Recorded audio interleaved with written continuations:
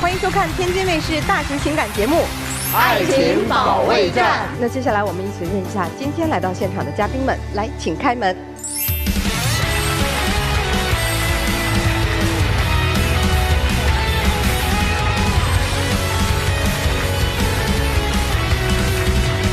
首先要疗愈的是本期第一对情感嘉宾小王，29岁，来自内蒙古；电工小鱼，25岁，来自内蒙古。服装导购，他们究竟遇到了怎样的情感困惑？你们的感情有什么问题？他比我大4岁，当初他说会包容我的小任性，但现在他看我哪都不顺眼，这不是对我腻了吗？他太作了，耗费了我很多精力，还说我不够爱他。我才29岁，被他熬得颓废了。你觉得你俩的感情会长久吗？我不太确定了。对于未来的规划，他总是敷衍我，他还死板无趣，总是跟不上我的节奏。我想长久，但他任性和无理取闹，还总拿感情绑架我，我真的吃不消了。29岁熬不动了是吧？熬鹰呢？我就感觉他比我年轻，玩的精力啥都比我旺。你也年轻啊，咱一点点说说吧，咋就熬不动了呢？因为他每天都特别的能玩，一休班啥的就会出去玩，出去唱歌了、逛街了，一玩就得玩到半夜12点左右吧。哦，还真是熬鹰啊！我就觉得吧，他不是我熬，明明是他啊，是他跟不上我的节奏。哎，对，现在年轻人嘛，就是夜生活才刚刚开始嘛，对吧？哦，你一般都熬到几点？12点多吧，有时候2点多。他呢？他每天10点多就睡了，那你说说是不是跟不上我节奏都？这节奏感不对。第二天几点上班呢？我第2天是7点半。那你几点起床呢？6点。所以这确实是有点熬人哈，这是熬不动了，生活节奏跟不上。还有啥？你说他作是吧？咋作了？有一次他给我打电话，那阵我刚下班，他就跟我说他要分手。那阵我俩感情挺好的，我就感觉很莫名其妙。我就问他为什么要分手啊？他说这种事情得当面说清楚才行。然后我就开车过去了，因为我在北京上班，他在燕郊那边。我开车过去的话需要2个小时。然后到他这边以后呢，他给我发了个位置，是在饭店。我寻思他是想跟我边吃边说，把事情说清楚。然后我到了饭店以后，发现不是这样的，因为他有好多朋友在一块吃饭。然后我一去了，他朋友都笑了。然后我寻思这是什么情况？问他这咋回事啊？他说他跟他朋友玩那个真心话大冒险，看看我在不在乎他。这不都把我当成小丑了吗？特别能作，我就感觉。我怎么作了？那明明就是你的问题。我就是想看你在不在乎我嘛。咱俩都处了3年多了，对吧？第二，我就是为了报复他呀。咋还报复了？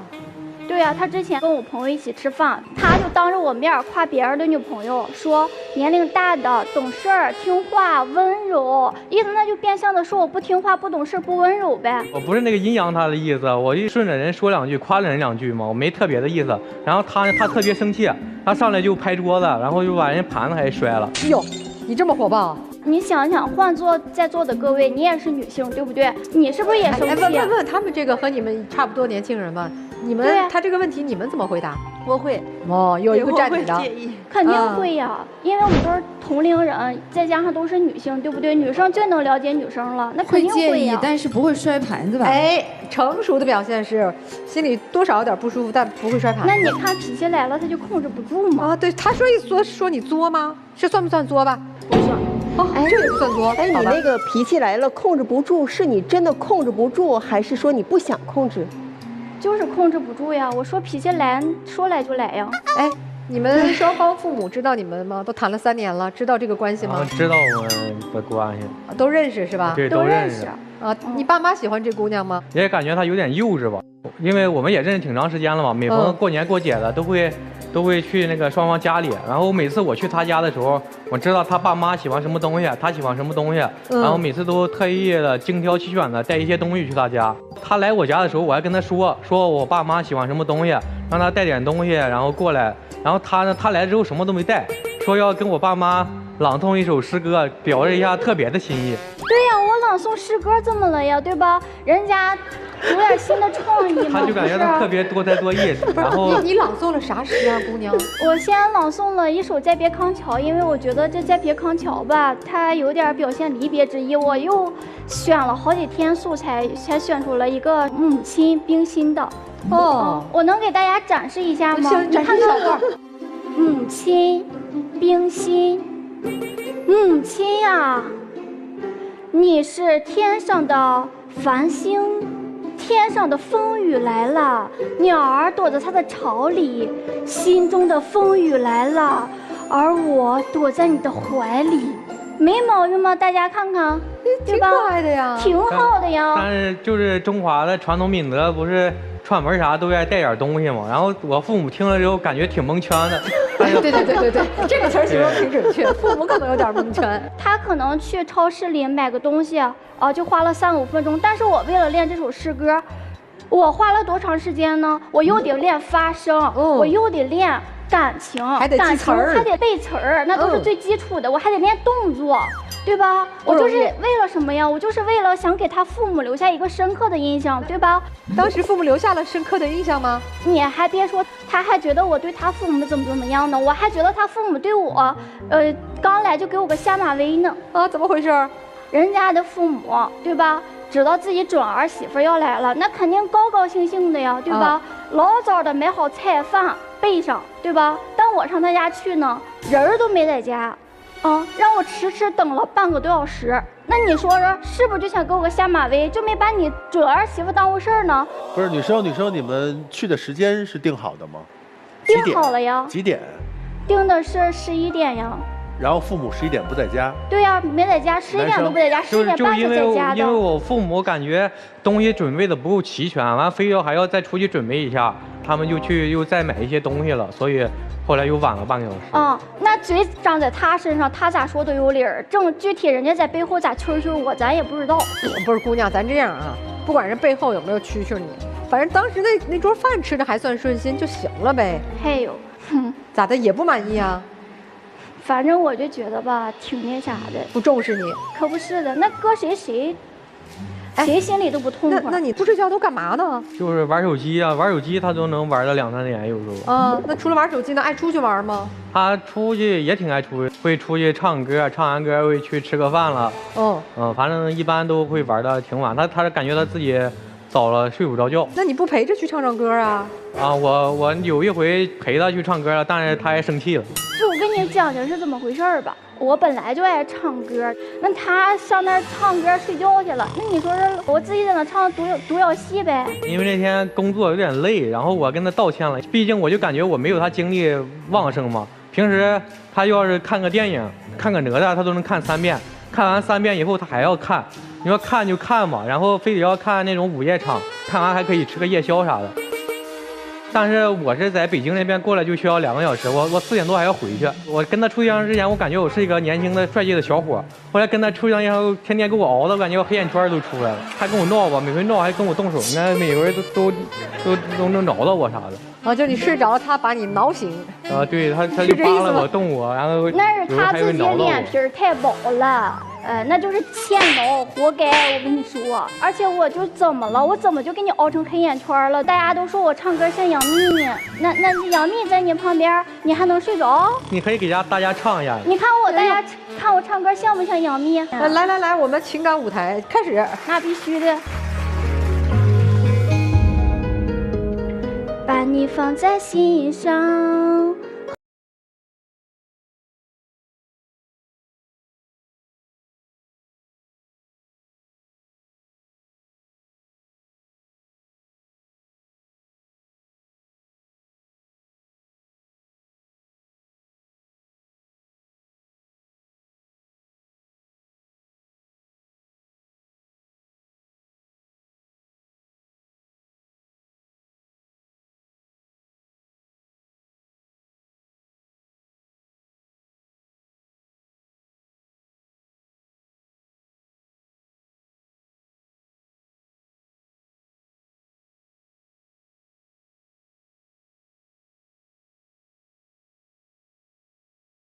好，鼓掌。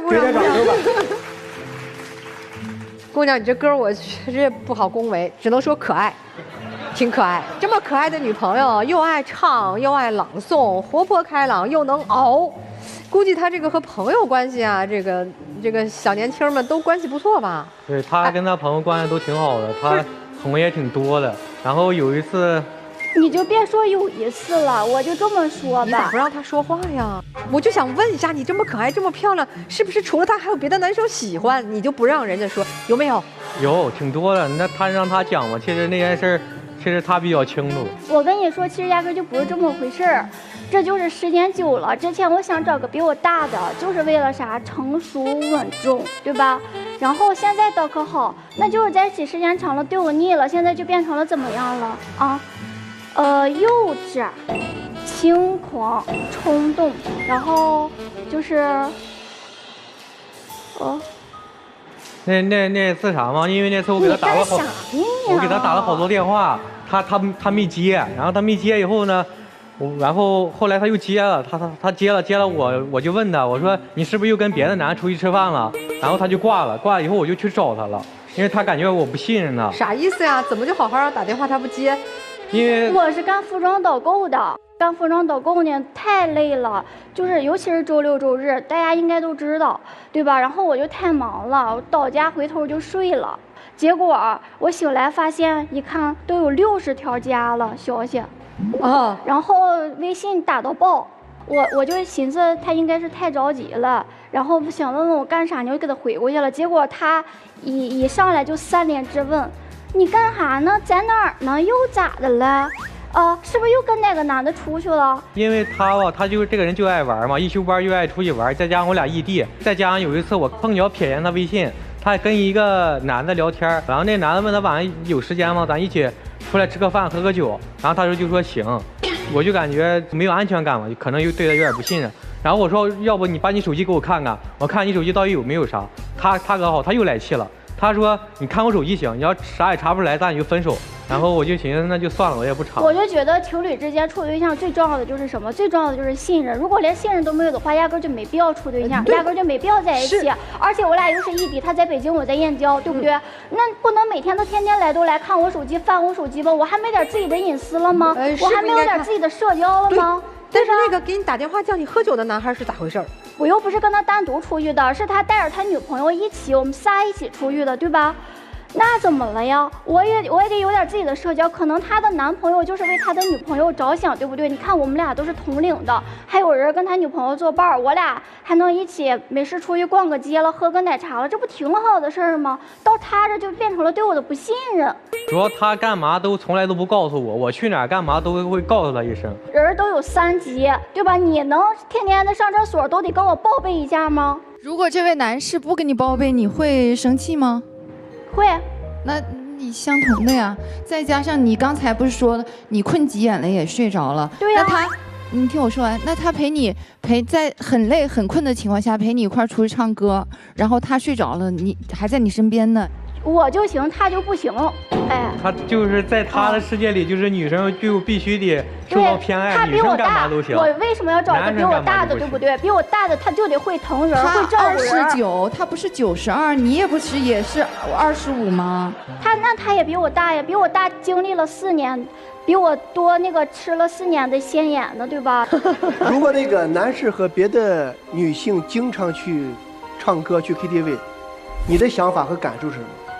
我可以跟他一起去呀。他不让你去，那不行，分手行我就不行他，那就分手呗。你有点志气，行，那分。凭什么呀？就是你这个态度，你凭什么？你别较劲，你没看那男生在旁边每个字儿的一直笑吗？但你们也好歹谈了3年了，你也快30了，你们考虑过未来吗？那肯定考虑过呀，因为我们毕竟都处了3年嘛。人俗话说得好，不以结婚为目的谈恋爱都是耍流氓。那我们肯定得谈结婚呀。你看我刚才不说了吗？通过 KTV 事件，说明了什么？说明了他敷衍我。通过那个跟我朋友出去玩啊，对吧？他不信任我。那你说现在通过结婚这个事儿，我又觉得他没有个主见，没有个主张。啥意思啊？就是我跟他一谈结婚，还是刚才那出呗。哦，你跟他提过结婚的事儿？提过呀，那我俩都处了3年了，那肯定就想你咋说的呀？结婚去吗？我也想过这事儿啊，但是他喜欢在北京嘛，在燕郊这边嘛，我感觉这边生活压力比较大嘛，因为家里最多拿着钱付个首付，然后剩下也就我们自己还贷款啥的。但是他这个人就平常喜欢玩嘛，他的工资一般都花在碗上，他属于月光族那种。但是我也剩不下多少钱呀，我虽然说能剩下一些，但是还了房贷之后也没什么钱，两人在这边没法生活呀。其实我想过结婚这个事儿，就是感觉，在这边这是结不结婚的事儿吗？这就是态度问题。我都没听明白，姑娘，你是想结婚吗？还是不想结婚呢？就是结不结婚，对吧？你得把这个事儿跟我说出来，对吧？你的态度呢？我的态度就是都可以呀，就是你能租房结婚吗？我不能租房结婚，所以我现在重点不是结不结婚的问题，对不对？那是啥问题？是他的态度问题。我不能天天求着他，就说啊，你对咱俩未来是怎么想的啊？你快求求你了，你快告诉我吧，我对咱俩对未来规划是怎么样的呀？你说说有规划不？对呀，目前的规划就是在这边好好发展嘛，因为这边要买房要啥的话。还得需要等个1年几年的，需要1年几年是几年？3年2年咱也可以。咋就可以算可以？就是努力啊，努力，然后争取把这个目标实现。就是一定要有了首付的钱，在北京买房子，首付的钱才能谈结婚，是吧？对啊。那如果凑不够呢？发生了一些变化呢？有其他用钱的地方呢？是不是那就不结婚是吧？暂时不结，然后啥时候钱够了或者能达到一定生活条件，能达到一定基础，然后结婚。小伙子，我问你，你是不想结婚，还是你怕你没钱的情况下他不嫁给你？然后我就怕，就不是怕他不嫁给我，怕没钱的情况下生活的质量不好，然后会吵架，会干仗，会怎么样？姑娘，你要结婚，你的要求是什么呢？房子得有，彩礼得有。在哪儿有？在哪儿？对，我觉得北京燕郊都行吧。你要多大的房啊？2室1厅的就行。那燕郊不贵啊。对呀。所以姑娘是在燕郊有个房，就是我们有个小窝就行。对。不一定非得在北京，是吧？不一定非得在北京。那以你对他了解，这燕郊房的首付，他多长时间能凑出来呀？3、5年吧。房子就是态度是吗？对呀，我们俩不能天天租房子去住吧，对吧？那他现在拿不出态度，按照你这个逻辑，不就能理解了吗？那就等3、5年呗，对吧？所以你的诉求是什么，姑娘？直接说出来。我的诉求就是说吧，他现在就是对我腻了，就是之前对我百依百顺，现在就是嫌我作，嫌我能闹。那我之前就是这样的呀。如果他觉得就是很累了，熬不动了，你怎么办？他也改不了了，回不去了，分手。真的？真的。男生，你有诉求吗？今天来，我就想感觉他就可以改一下，不那么任性，或者能就是听话一些。他说不改啊，你怎么办？他说不改，那就像他说的，那就没准就分手吧。所以你俩其实今天来就动了分手的心思了？没有，没有，还是动着想好一下的心思。那谁都不愿意改，这咋好呢？那我可以退一步。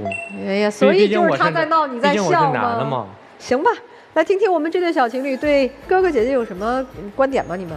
我觉得男生你不能说追这个女生的时候，你觉得她可爱，觉得她漂亮，那你认识时间久了之后，追到手了，你就觉得女生作，这肯定是不对的吧？对呀，我也觉得呀。我就觉得说，男生呢？我觉得这个女生就是作，我要是她男朋友，我1天都不给她过，我立马给她分手。你女朋友作吗？作。那你惯着吗？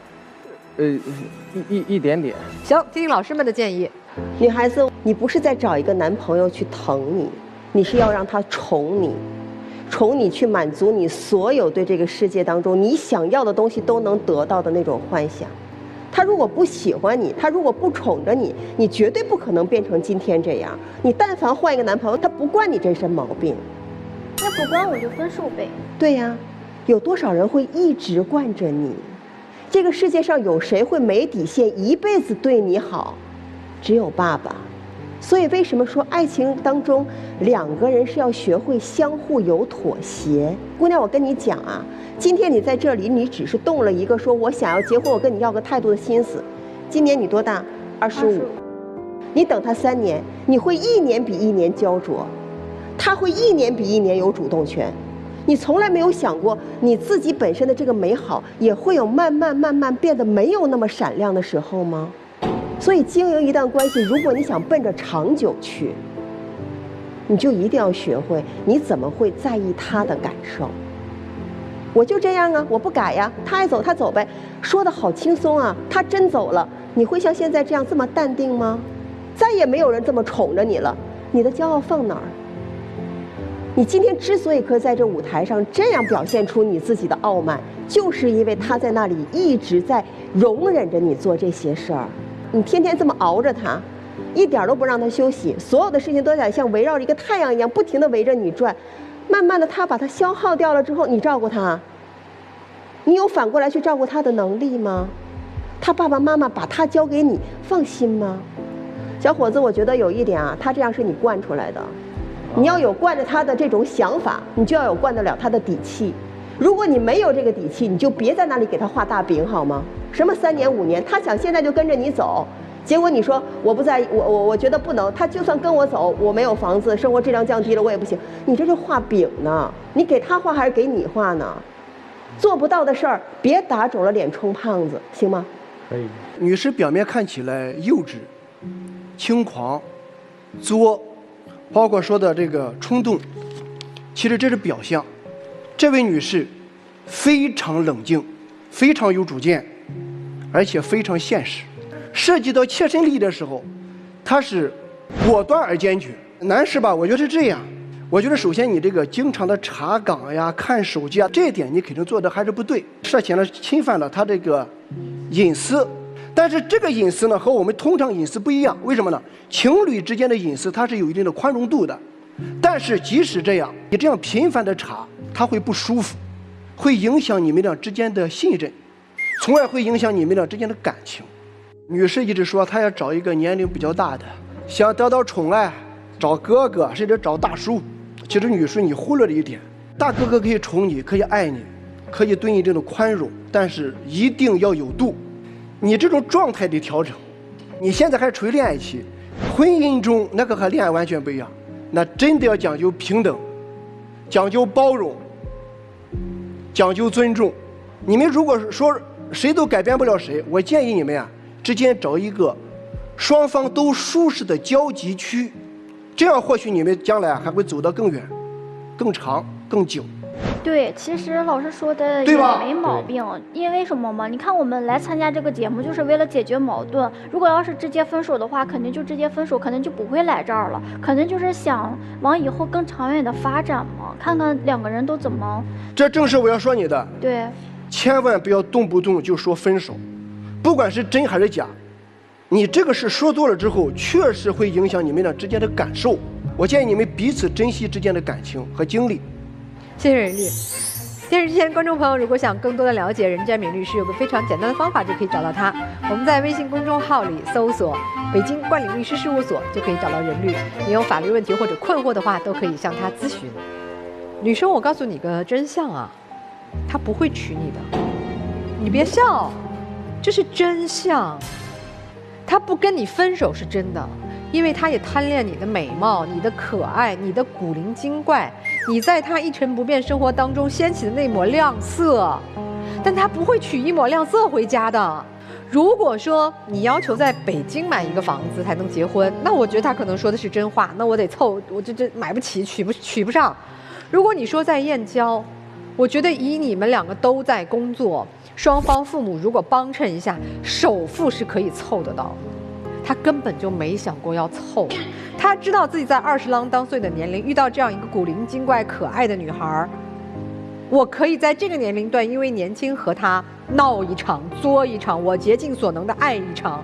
但是所有的爱都有结果吗？他心里门儿清，他要的生活不是熬鹰，是我们夫妻2人10点多睡觉，好好工作攒钱买房养娃孝顺父母。他心里知道你不是，其实很渴望有一个家，安稳的家，一个安稳的男人像他一样。那拜托你也做出一份安稳的样子啊！想要什么，你沉静下来去做。我想要一个好老公，爱我的，稳定的。那咱们也做一个稳定的、爱老公的女孩子，你才能收获一段稳定的爱情和婚姻啊！男生，你虽然喜欢他，但是我觉得你要再实诚一点，你别把小姑娘闪了，你要告诉她你要的老婆是什么样。对呀，我之前也问他了呀，我说我都告诉你他要的什么老婆了，你没听懂吗？听懂没有？我说的是不是你要的老婆？对，是。他是不是这样的老婆？目前不是。听懂了没？我听懂了呀，但之前我问他了呀，不说了，别问之前。今天我告诉你了，方案就是你想做他老婆就变成那个样子，你说我变不成那个样子就不做他老婆，你俩享受完一段爱情，拜拜就好。我觉得我的感受跟严老师的感受是一致的，这男生不会想娶你。如果我是一个男生，我也不会想娶你。我相信这位女士她在生活中应该追你的人应该挺多的。我相信可能有10个人追你，可能有9个半是不想娶你的，因为没有人会想娶这样的老婆。而且我觉得从你的一言一行给我的感受，你的原生家庭应该没有就是很富足，或者给你很多爱。否则你不是现在的这样的一个状态，而你因为自己稍微有那么一点点颜值，所以你意识到了自己的不平凡，这中间就是在缺失和这种骄傲中间你很拧巴，所以你就想成为别人眼里的一个公主。还有就是哈，你要这个要那个，但是你有没有想过，谁会想娶一个像你这样月光族的女士，天天就想玩到2点钟，天天不归家，这个也是理所当然，那个也是理所当然。你想找一个比你大的，然后你找到了这样的一个人，你还要想要去欺负他，这是一个结婚的状态吗？没有人会想娶这样的一个女人回家。我就觉得我现在大家都是独生女，我家就我自己一个人，我爸妈对我平时也宠着，我要是出去找对象上婆家或哪儿，肯定也都得宠着我嘛，对吧？你爸妈可以宠你，凭什么别人要宠你啊？宠你啊！那要是自己以后老公都不宠着，那你宠他吗？人家也是独生子女呀，人家在家里是爸妈宠的呀。你这听不懂，你就活该哭。爱是相互给予的，不是像你刚才那个态度，没有人会永远这样的，没有人是活该的。你也就占着你现在这几年青春正好，能有那么一点点颜值，就这样了。你自己想得明白这件事儿呢，你就想明白；想不明白就拉倒。姑娘，先问你个问题：为什么严老师和白老师说他不可能娶你的时候你会笑？现在又笑了。对，为什么？我很好奇。因为我觉得他应该会娶我。对，你为什么在就会娶你前面要加应该？因为毕竟，他心里想的什么是他心里想的，我只是说我自己的预测，我不能那么肯定，所以因为我不是他。是的，所以你一直没有把握，所以你在用你的作精附体、自我为中心、沟通摆烂来测试这份真爱，他是不是真的想娶你？很怀疑。男生现在能不能坦诚地说，会娶这个女孩吗？应该会，应该会，又一个应该，他也没有把握。其实我看到你全场的这种表现，我其实挺心疼你的。我如果是你男朋友，我绝不会让你刚才去朗诵这首诗，我绝不会让你当众去唱那首歌。在你们这段情感当中，我分明是看到男生的2个字敷衍。敷衍有些时候比背叛出轨更伤人心。你别看他从北京到燕郊花了2个多小时的那个时间，因为那时间对他来说是不值钱的。对，但他偏偏没有做到，在你11点要到他们家的时候，他没有让自己的父母说：“哎，一会儿11点我的女朋友要来，不能去，一定得等。”为什么我特地问这个细节？是什么时间来？有没有说好了？说好。为什么？你懂吗，女生？你要找的不是一个比你岁数大的人，你要找的是一个可以欣赏你的美的人。你不应该如此，或者说这段感情让你变成这个样子，但这段感情它对你来说是不重要。好吧，你们2个思考一下老师说的话，坐下先休息一下，我们听听这对比你们年轻一点的小两口他们的事儿。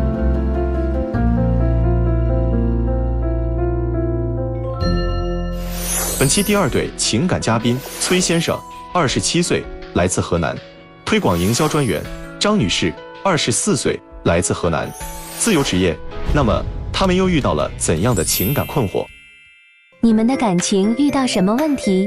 我们结婚半年了，没有一点新婚夫妻的甜蜜，天天搞得像仇人一样。我犯过一些错，但也受不了他这样天天的翻旧账。我们这个婚结得特别糊弄，彩礼、婚礼、婚房，他没有一样按照他承诺的兑现给我。你对对方有什么不满？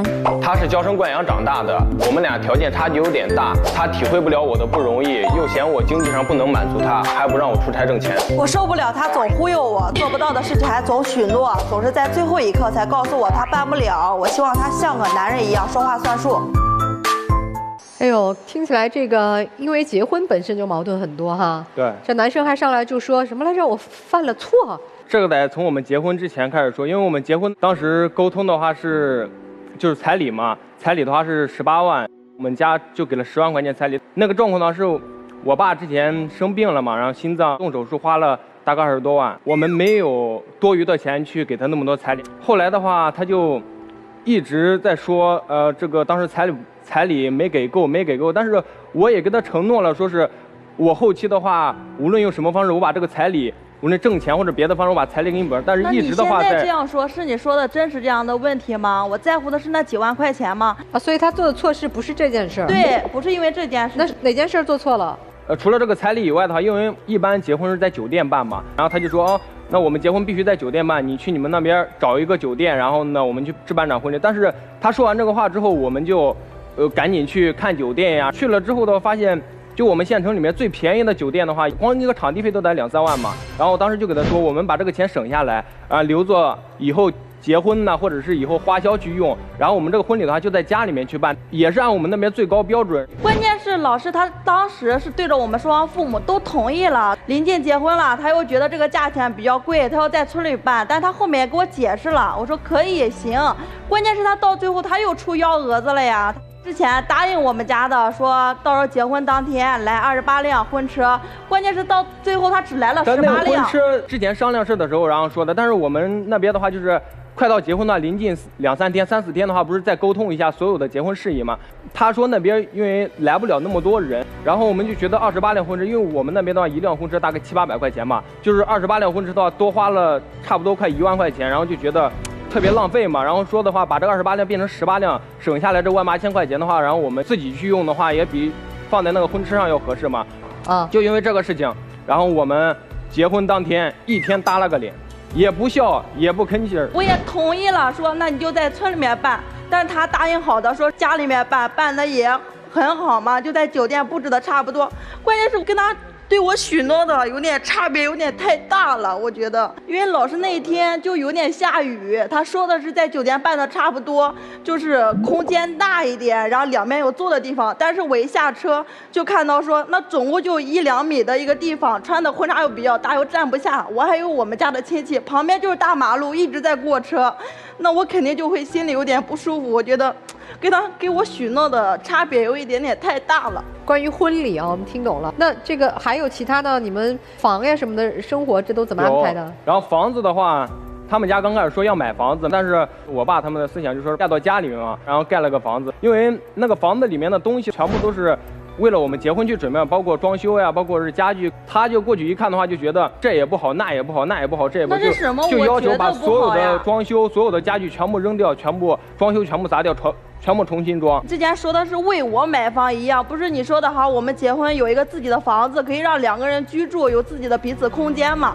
后面就觉得经济不太好，那就不买房，就在家里面住。以后有条件了，我们2个可以自己奋斗，自己买房。他说的是刚装修，但是那个房子已经装修了4、5年了，中间还一直在住，我就想换一套新的家具。但因为那个家具一换的话也得好几万，我觉得就没有必要嘛。然后把那个我的天呀，那你还带我去看但你家那个房子的话，那个家具也不是说一直在用，就是刚开始就是没用多长时间。家具是用了4、5年了吗？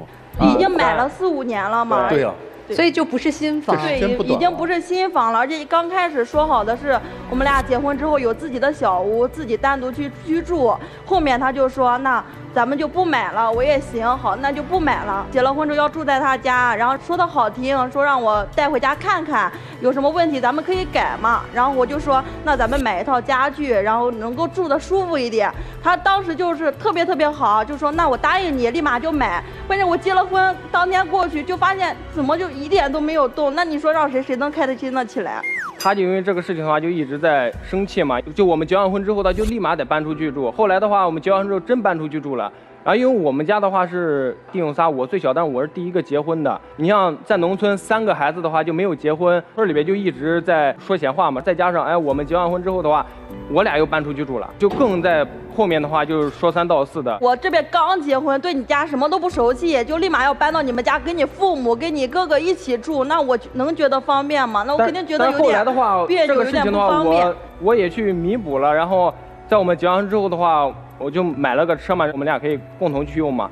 10几万的车，我光贷款背了8万块钱。不是买车是你想买还是他想买？是我们2个之前说好的，说想要有一辆车，但是因为结婚前也没买嘛。如果这个房子里边换了新的家具，你会去住吗？我也会去住，因为我主要在意的点是因为它很多事情堆积在一起，它没有一件事情说是提前答应好了之后后面能有办到的。我就觉得他一直在忽悠我，让我忽悠着跟他结婚。哎，你们俩谈了多长时间恋爱结的婚？我们俩谈了3年，认识都认识了7年了。他不短了呀，你应该很了解他的品性啊。对，我为什么跟他结婚，就是因为我们俩谈恋爱的过程当中，他一直对我都挺好的，而且这些事情是我们在谈恋爱之前都已经说好了，甚至我没有再跟他谈恋爱，他在追我的时候，我就告诉他了，说我如果说我们2个能够长久的话，我也不是随便跟你谈，然后我就把这些条件呀，包括这些我们结婚之后我想要什么样的生活，我就告诉他，他一口都答应了。我爸那个事情的话，他出的比较突然，谁也料想不到，那不能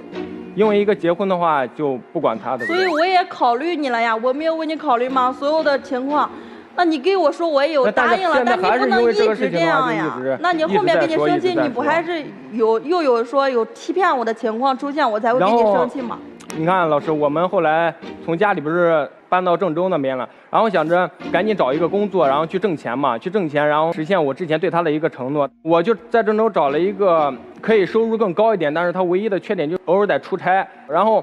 我一出差他就生气，我一出差他就生气，一出差他就生气。对呀，谁家新婚结了婚之后，这边还没有怎么样呢，你就直接就出差1、2个月都联系不上，一出差1个月不回来。出啥差要1个月不回来呀？我们就是做那个教育推广，想挣得更多，你肯定是就一直在工作嘛。而且中间的话，要是自己回来的话，什么差旅啊，什么都不报销嘛。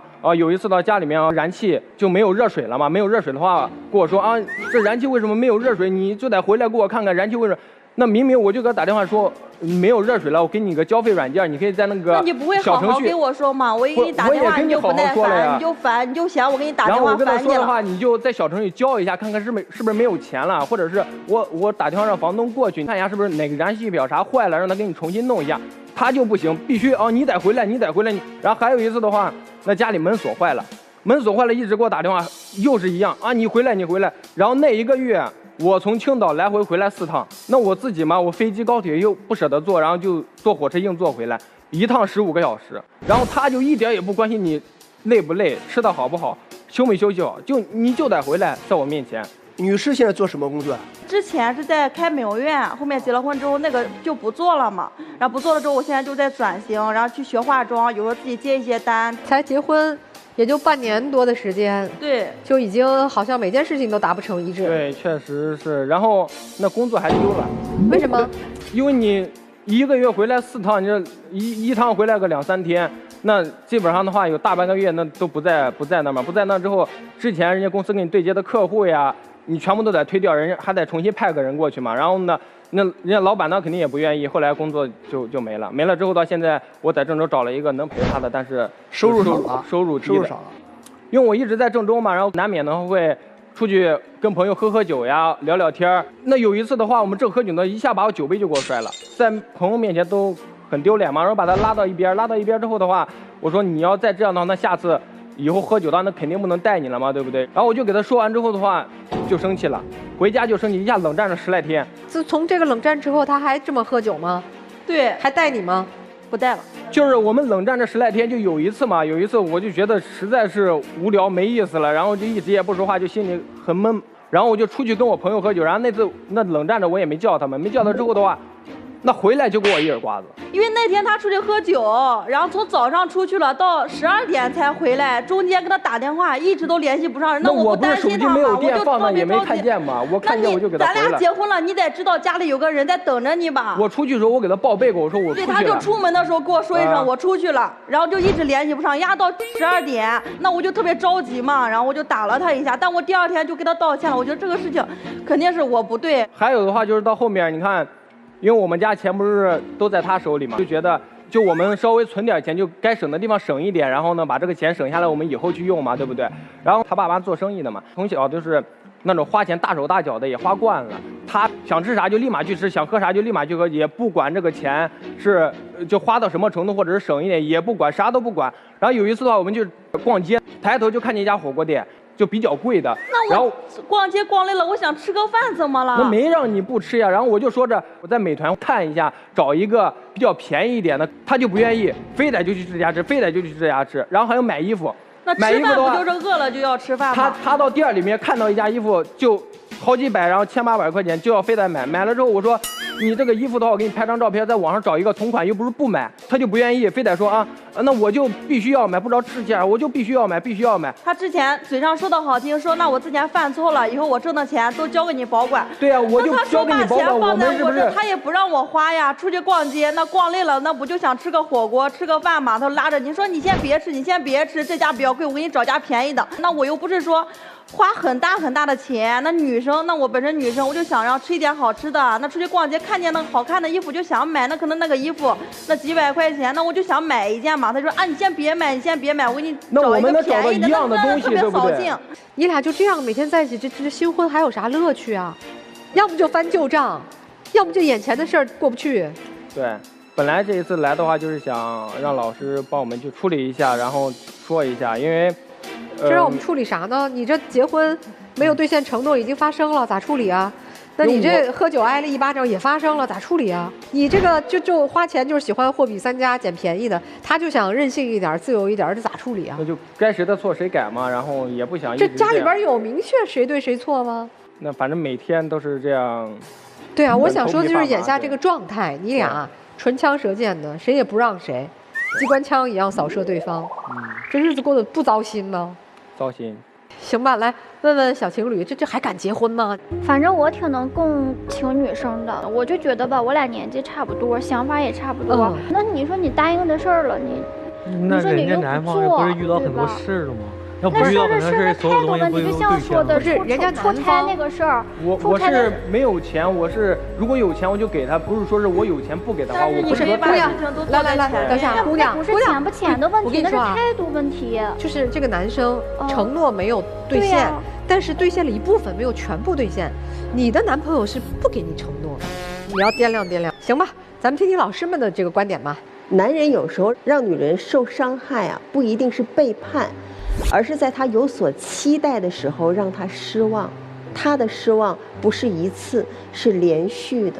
我承认你遇到了很多现实生活当中的困境，但是你不能说你大的失望也给他，小的计较也给他，没有任何让他觉得你是在尝试去修补。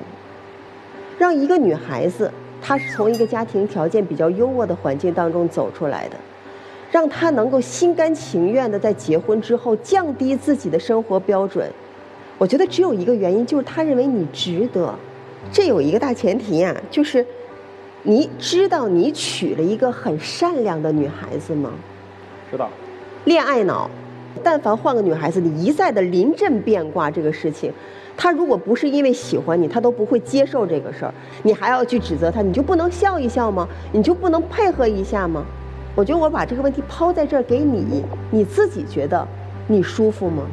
你做了一次让他失望的事，你要做20件让他觉得幸福的小事，来让他觉得才能够被填平那个失望。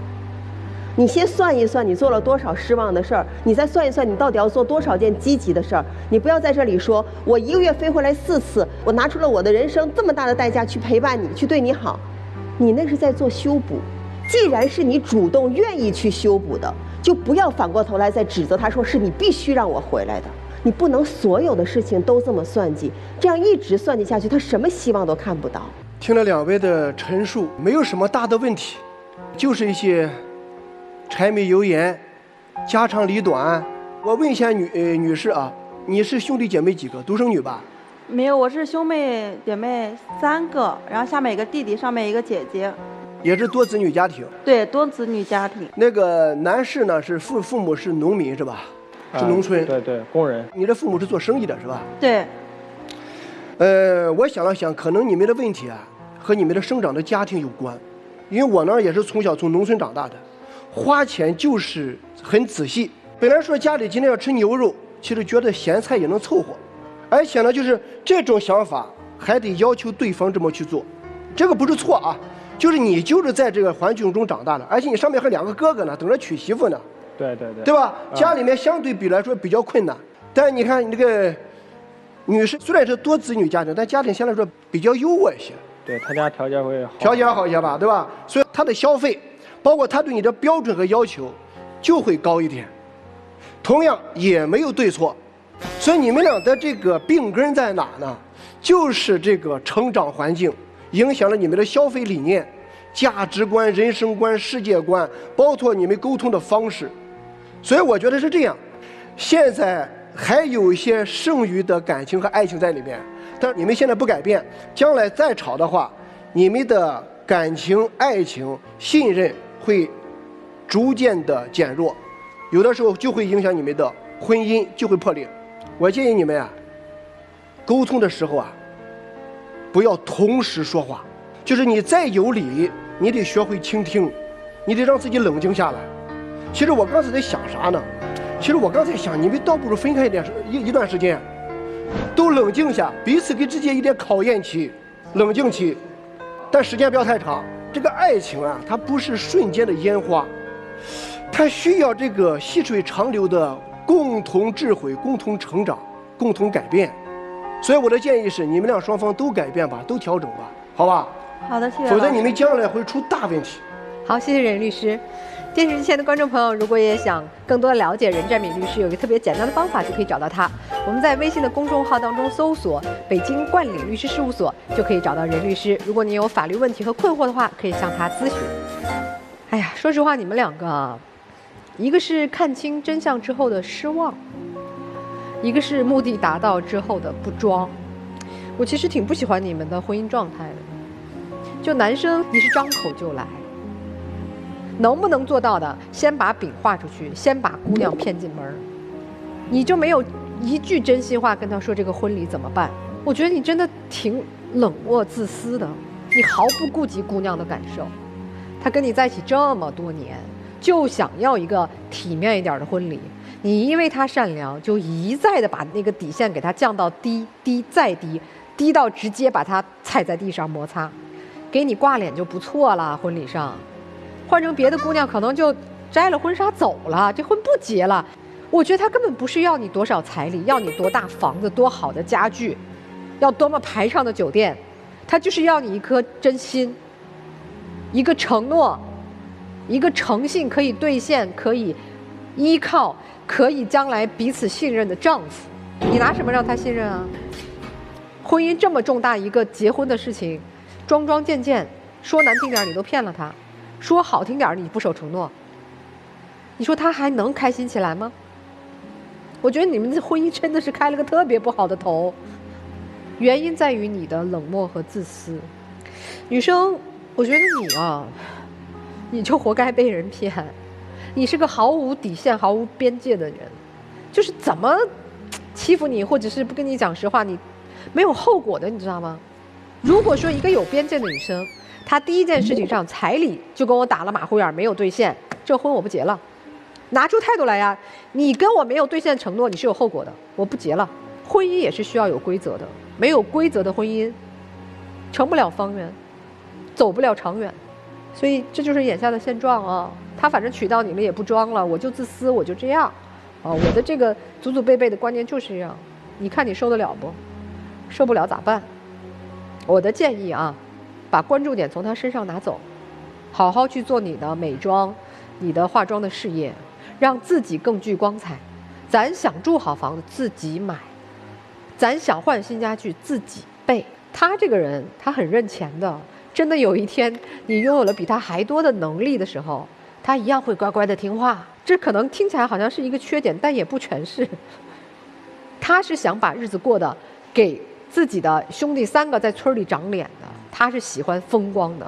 这位男士，你知道从人生大事上来说，对于女生有多重要吗？你觉得你骗了他吗？有一些啊，行，可以了。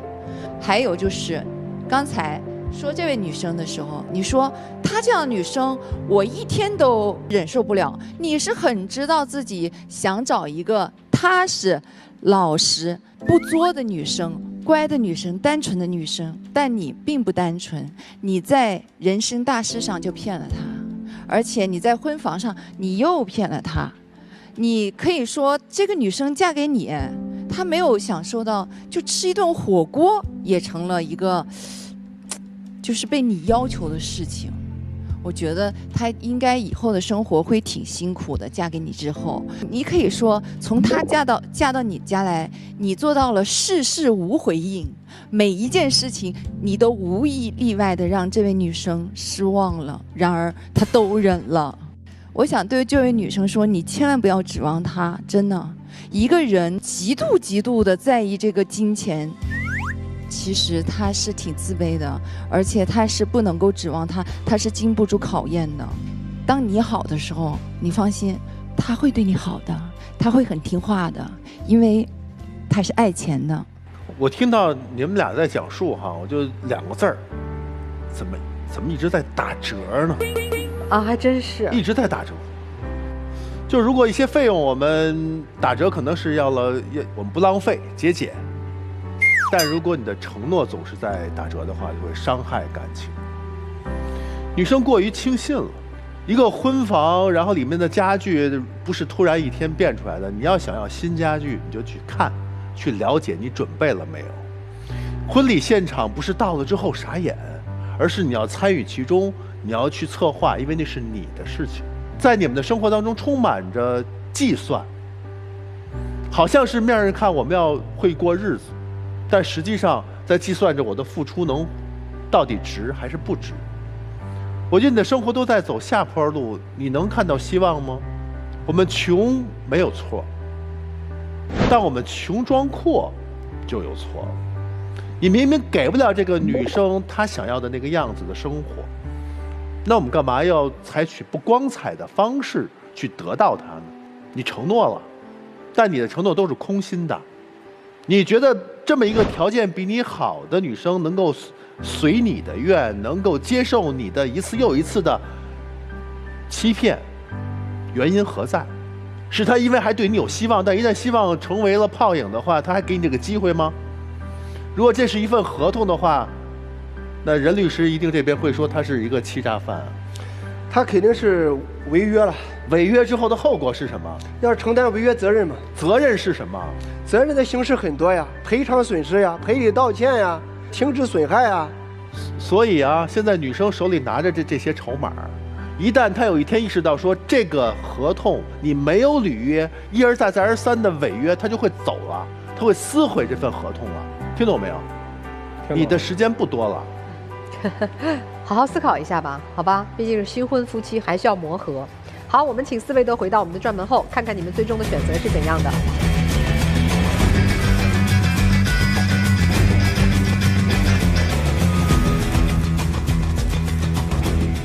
好了，我们先来看看这第一对吧，啊，他们作何选择呢？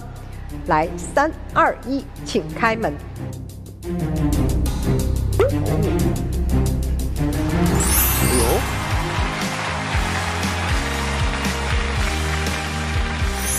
我们能接受你俩出来，因为还在甜蜜的恋爱。至于婚姻之路，那是道阻且长，你们得好好磨练，好不好？好。那美好发生，怎能不看？让我们一起进入中国广电真情时刻。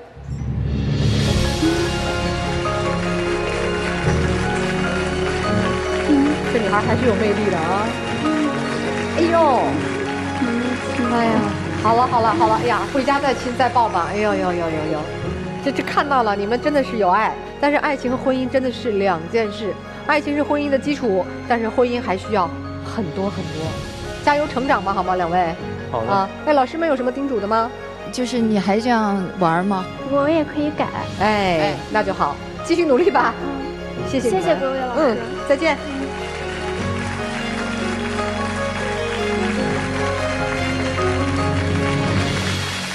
接下来看看我们这新婚夫妻的选择，来，请开门。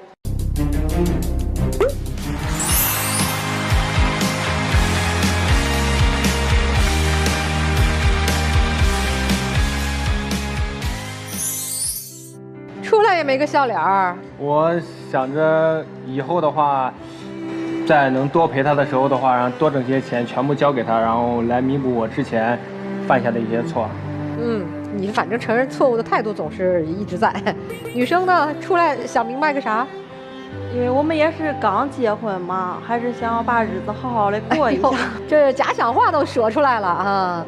男生其实女生要求你不是多给他花钱，有些满足他心意的事情不需要钱的，就是要多换位思考，去感同身受的体会他的对你的需要，好吧？因为这个女生其实很质朴，她如果真的很爱钱的话，她不会找你的。她怎么会找你呢？对，在你第一次打折的时候，人转身就走了。其实挺好的女生，也挺想把日子过好的男生，只是在新婚的初期还没有找到更彼此相爱、不那么自我自私的更好的方法哈，也是需要加油努力，好吧？女生永远不要放弃自己的事业，这是我想跟你说。是的，好，美好发生怎能不看？让我们一起进入中国广电真情时刻。来，一起见证你们的幸福吧！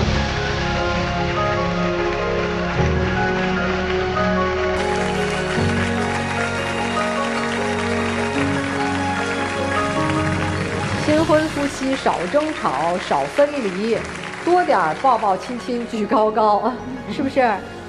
一切都刚开始，好吧？祝你们幸福！好，谢谢老师，再见。谢谢老师。好，来这边啊。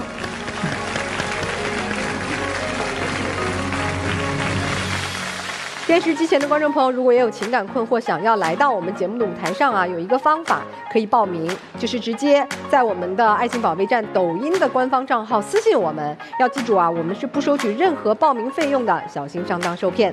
接下来让我们一起进入婚恋新说法。有一位女士网友提问：我现在正准备和丈夫离婚，那么我能查他的银行流水吗？在未经丈夫同意的情况下，这位女士不能直接查询丈夫的银行流水，因为根据民法典和商业银行法的相关规定，银行有义务保护客户的个人隐私，除非符合法定条件和程序，否则银行不得向第三方，包括配偶在内进行泄露。但是，如果进入到了离婚诉讼程序，这位女士就可以向法院申请调查取证，法院经过审理后认为符合条件的，就会出具调查令，或者直接向银行调取您丈夫的银行流水。也感谢观众朋友的收看，还有我们老师的分享。我们下期爱思保卫战再见。